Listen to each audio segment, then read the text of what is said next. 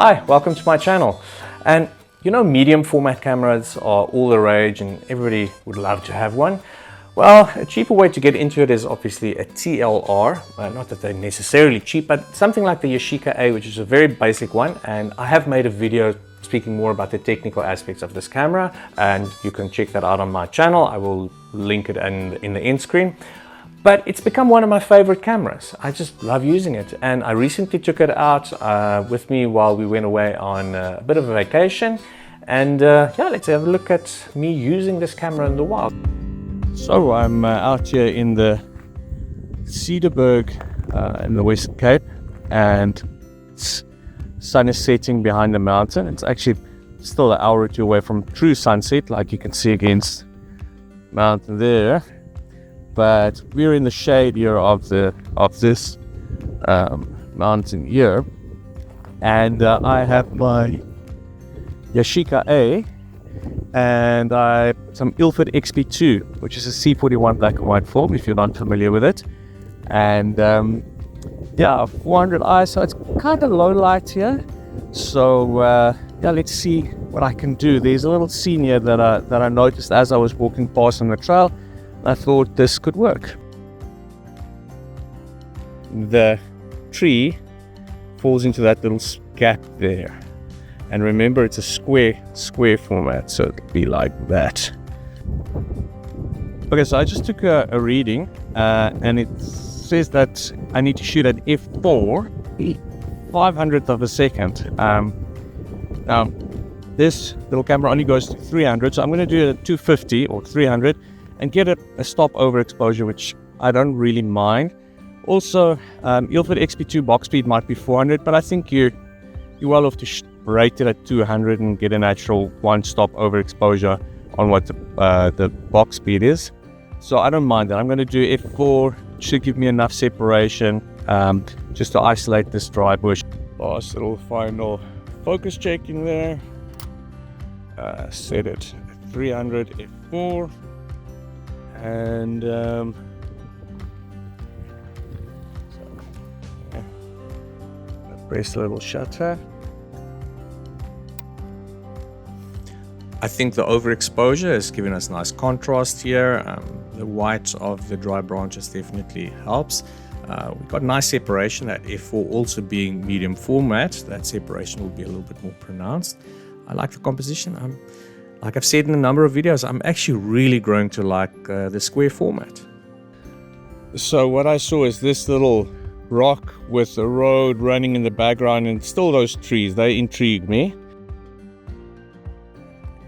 f5.6, isolating this rock, and then we see the road and the trees in the background. Okay, not exactly a little rock, it's more like a medium or smaller sized boulder. Here the way the colors represent in black and white, it's a little bit more challenging. That red, brown and the greens have got very much the same, you know, they're hitting in the same zone almost. So if I had a filter, maybe a yellow filter, we would have been able to get a little bit more separation tone-wise. I do like the composition. I think one can work on it in Photoshop and tweak and all that, but I think just as a scan, it's fine. It could do with more separation from the boulder to the background. I think something showing this can work. So the Yashica, I'm gonna probably see if I can get to like a f8 or f11. I want to get most of this in focus. Let's see if we can do that. Okay, composition wise, I think I should crop it a little bit closer, just compress it a little bit more. It was a good call with having a deeper or a bigger depth of field. But same situation, these colors translate, so there's not a lot of separation. Maybe adding a bit of contrast can help, but I think if I was able to shoot with like a yellow or orange filter, it would have been more pronounced. But I can work on it in Photoshop and I suppose fix that.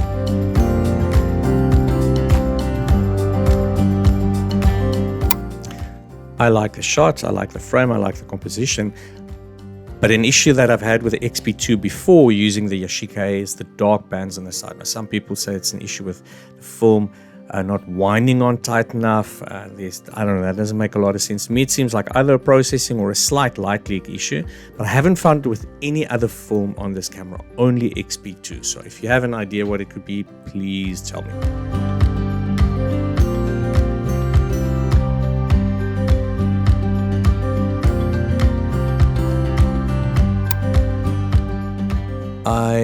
I photographed this many times, but I think this time I should have either moved back a little bit or leaned left a little bit more. I don't like how I'm cutting off the harbor wall, the walkway there on the left. Yeah, but I mean, I do like the frame. It's 80mm, you know, it's like a standard perspective, standard lens perspective. And again, there's something about a square format that just seems to contain the image quite nicely. So yeah, I don't hate this image. So the lighthouse, I shot F8 125 again. I hate it. I'm always in a rush when I'm supposed to be taking time to take pictures, but the light is beautiful and I just had to. I love this place.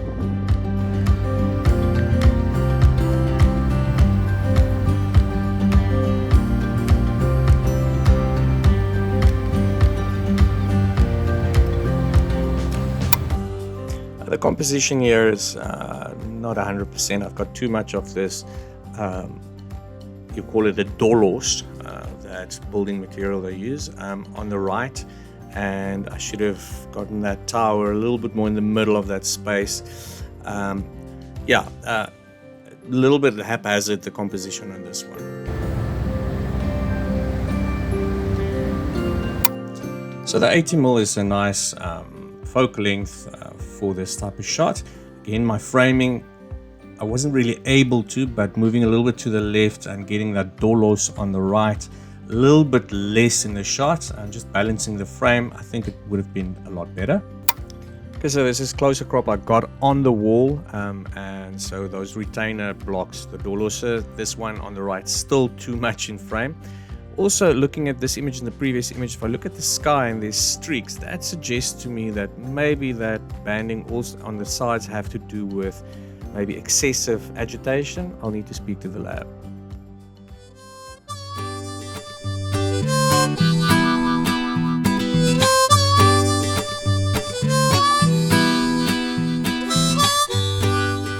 So I'm not in the Cedarburg anymore. Or in Lambert's Bay, but I'm back in Cape Town, just outside Cape Town, and I still haven't finished the roll of XP2. So I just took a bit of a Sunday drive and I saw the horses in the back there. I think the shot might be a little bit too wide. I can't get close enough to the horses, unfortunately. There's fencing here. There you go, you can see it. Yeah, just trying to. It's just like a nice little moody backlit by the sun, sort of the late afternoon sun. See if it works. Again, the greens here, it's a very homogeneous sort of tone that you get there. I didn't scan these images myself. They were scanned at the lab. And yeah, so maybe, again, if I had maybe a yellow filter, there would have been a little bit more separation with the green and the yellow. Also, I'm quite far away. Cropping in, the idea was there, but I don't know if it was successful. But it's a peaceful image nonetheless. That line that goes up there in the background as some sort of a point of interest or line of interest with the pond. See if I can break out the image to a degree and compose it in such a way that it makes sense in a square format. But let's see. This is square and standard. I would normally go wide on this type of thing, but I think the lines there do have a purpose. It's an interesting layered shot. I'm not 100% sure how effective it is, but yeah.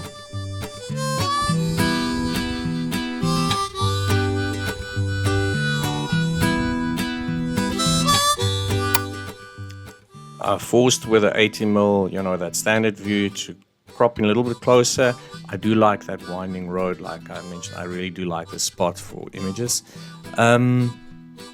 Yeah, 80mm. I mean, this type of subject for this camera is actually really great to use in these circumstances. Again, I do like the slight compression that an 80mm will give you, as opposed to maybe shooting with a 50mm or like a wide angle for 6.6, or a 40mm, which will be quite wide. I like it just seems to contain things nicely, and again, a subject that really suits this type of camera. I must be honest, I am a little bit in two minds about XP2. Sometimes the results are cool, sometimes I'm not sure. But these things often depend on scanning as well. So thanks again for watching. If you want to buy a Yashica of your own, I'll put some links down below. There will be affiliate links, and then you can get yourself one of these beauties as well. Like I said, I really just love using it. I don't think it'll be everybody's cup of tea, but if you want to know more about the technical part of the camera, I have made another video that you can check out, and it will be in the end screen shortly. And yeah, if you have any questions about it, any comments, any ideas, please put them down below, and I'll try and respond as soon as I can. Cheers, see you in the next one.